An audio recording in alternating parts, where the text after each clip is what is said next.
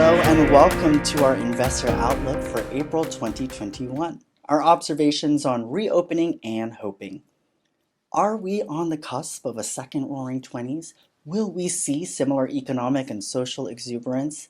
The decade ahead will tell. We, at Hankey & Company Wealth Management, proceed with utmost curiosity.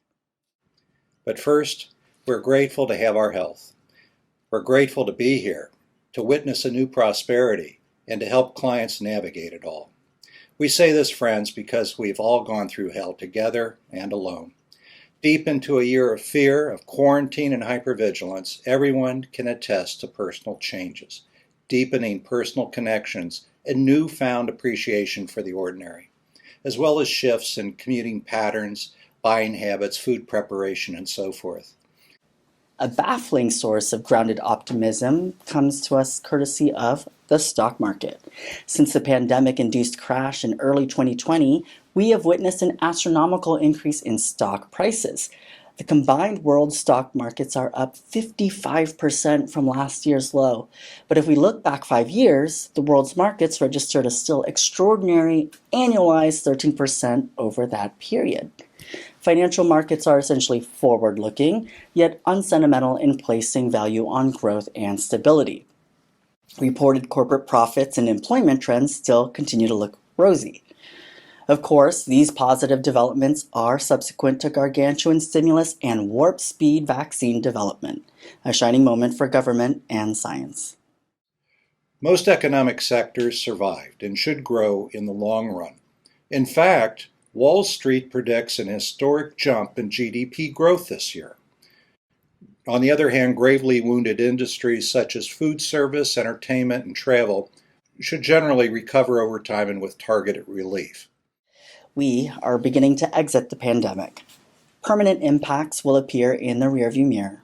For example, video conferencing like Zoom has forever dampened demand for office space. This technology may have a similar effect upon business travel. Consider how the internet made obsolete the printed newspaper and the taxicab. In the jargon of heartless economists, it's called creative destruction, the messy way free markets manifest progress, pick and choose winners and losers. What a difference a quarter makes. In January, we saw the violently contested transfer of power to the Biden administration. There was passage of another massive COVID relief bill. And now Congress is debating President Biden's $2 trillion infrastructure proposal that includes major tax hikes for corporations and high earners.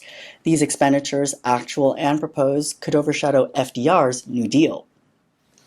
Depending on who you listen to and who would pay the bills, Biden's initiatives hold the promise of great economic growth and hopefully easing social division.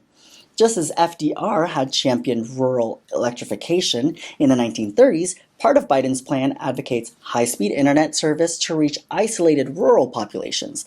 By modern standards, remote regions are seemingly again in the dark without remote learning and working, and not to mention Amazon Prime. Massive upgrades to the nation's internet, electrical grid, transportation systems could create permanent commercial activity on a scale similar to President Eisenhower's National Highways Act of the 50s. Now comes the fun part. It looks like a food fight in the making.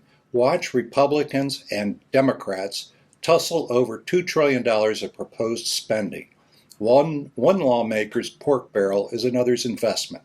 To defend his spending priorities, President Kennedy famously said, "A rising tide lifts all boats." The stimulus so far has been so successful that inflation is now on the minds of policymakers and watchful economists. In April of last year, unemployment hit 15% when the global economy was at risk for depression. Today, however, the official unemployment number hovers around 6%. If the trend goes too far, labor shortages could overheat the economy. Now, on the lighter side, we feel compelled to acknowledge riches unknown to those who go only by the numbers. Among these is San Francisco's allure to those who are lost and seek to reinvent themselves, a tradition since 1849. Prince Harry is the latest pilgrim in this tradition. He's going to work for a San Francisco firm that provides coaching and mental health services. Harry, one of its former clients, has recently signed on as its Chief Impact Officer. He will visit the company's Folsom Street headquarters from time to time. Welcome, Harry. May you find your poetry here in San Francisco. And by the way, Harry and Megan, Oprah can wait. You're new to California, changing jobs, and have a baby on the way. Might be time to call the financial planning team of Hankey and Company. We can make your California dreaming even more of a prosperous reality.